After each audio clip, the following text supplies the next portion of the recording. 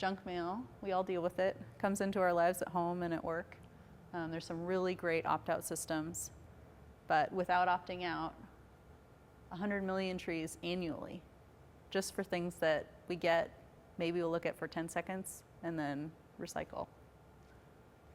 So plastic beverage bottles come in many forms, one of which is water, and that's an easy solution. The other of which is, your favorite pop or your favorite juice. And the answer to that is really looking at if you can get it in a larger size.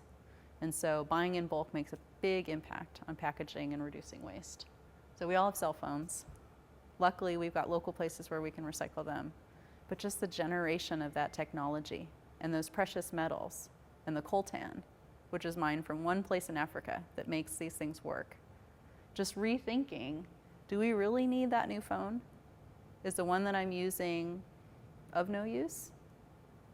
Like what can we do to make sure that before recycling it, if you do need to have the next great phone, that it's going to a place that can really use it before it goes into the recycle stream? So paper towels are really interesting because even though they feel light and fluffy, after they're used, they actually generate a huge weight in our garbage can. And so what we've done in our household is we've moved our paper towel roll into our closet, and we save it for emergencies, for things that pets leave on the ground or that are a little too yucky. And for everything else, we use cloth napkins. We use them for cleaning now. We use it at the dinner table. We use it for parties, things like that. So 383,000 tons is how much paper towel waste is generated in King County every year if every single household just used one paper towel roll a week. So that's the tonnage that's going to the landfill just from paper towel rolls. And so by swapping out, if you're going to have a holiday party, do you have the option to use cloth? Just looking at all the different choices. Washington State Department of Ecology's report for last year highlighted 16 million tons of waste generated in the state. That's our state. 9 million of that went to the landfill. So if you were to average what we generated as a state last year, it would be the equivalent of 7.5 pounds per person per day of waste generated. Now the EPA has a number that's a little bit more fair and probably closer to how we're doing on this side of the state, which is 4.5 pounds per person per day. But either way, you're looking at a sack of potatoes. So this is the garbage train. And I don't know if you guys know this, but Seattle's garbage actually goes 300 miles away to Arlington, Oregon. And this train is filled 6 days a week. The stacks of containers are a mile long and stacked twice high. And this is what we do with our garbage. So last year, just for the city of Seattle, we generated 352,000 tons of garbage. Was all of that waste? Probably not.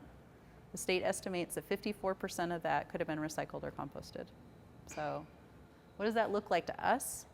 All of last year's garbage that was landfilled, if we were to basically fill up the 32-gallon carts that we see out in front of our homes, 11.7 million carts is what it would take to hold 352,000 tons.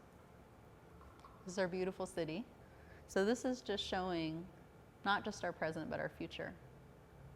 And so those greenhouse gas emissions that are generated every single time a product is manufactured, every single time we move something, whether it's moved by a vehicle using compressed natural gas or diesel fuel, everything, once we throw it away, has to be picked up and disposed of.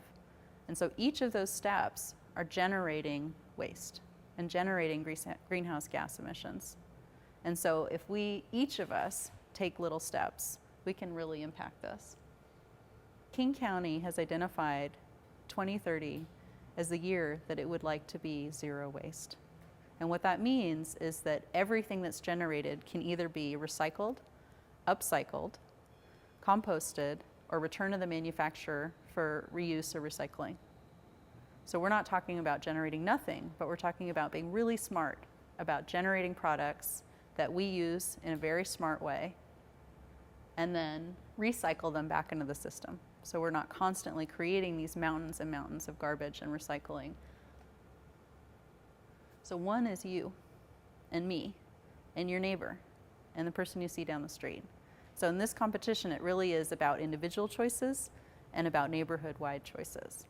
Because you may know about this competition, but who else knows?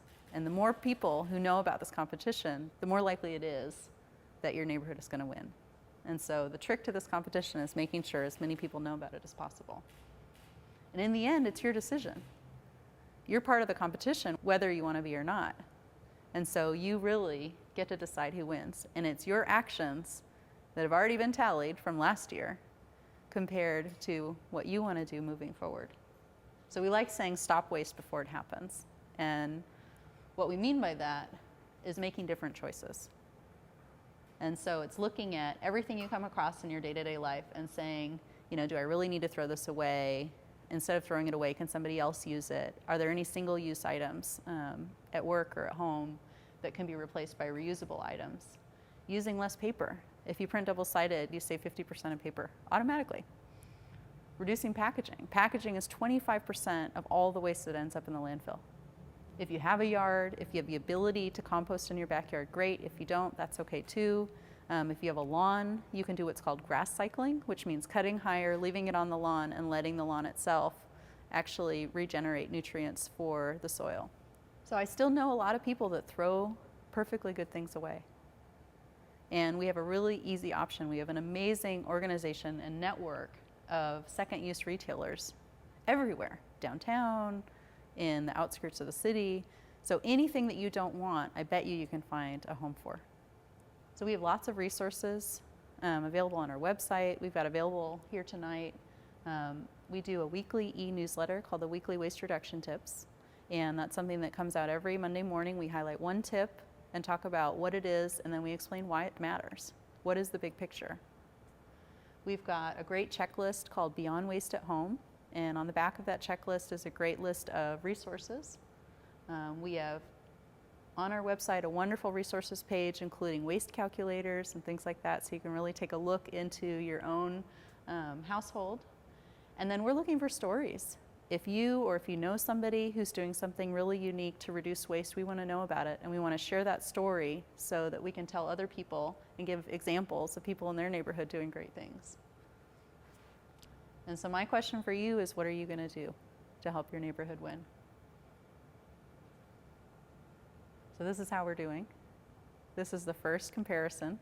So every month we're going to put up a new slide on our website showing the total tons to date last year versus this year. So for September, right now, looks like Wednesday South, which is South Lake Union, is in 5th place. So right in the middle.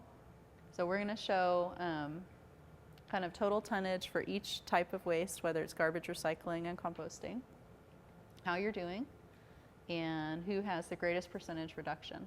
And so right now, Tuesday South is in 1st place because they have reduced their waste from last year to this year by 35% already.